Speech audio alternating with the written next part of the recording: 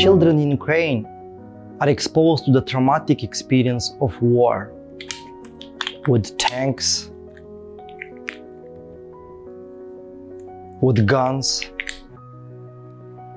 They were forced to flee their homes. My name is Igor. I live here in Moldova, close to the Ukrainian border, where every day thousands of refugees arrive. When the war started, we decided to become the most beautiful memory of the war for those kids. With my wife Victoria, we ran for 10 years a social business with educational toys. So we took a bunch of toys and distributed them to the refugee camps.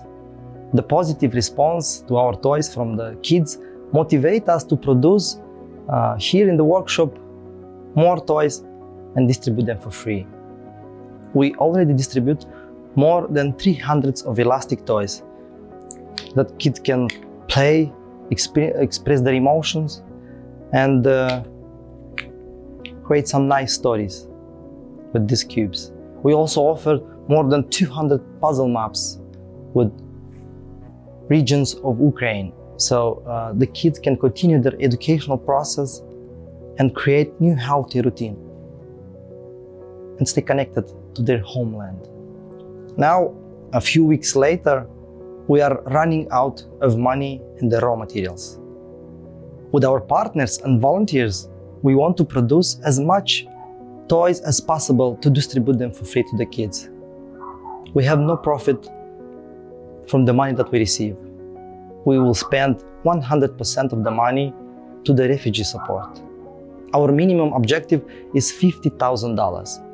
Then we can build around 70,000 of elastic toys and 5,000 of puzzle maps.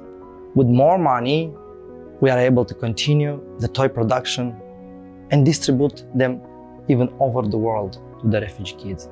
A new generations of Ukrainian kids may grow on exile. Their lives will never be the same.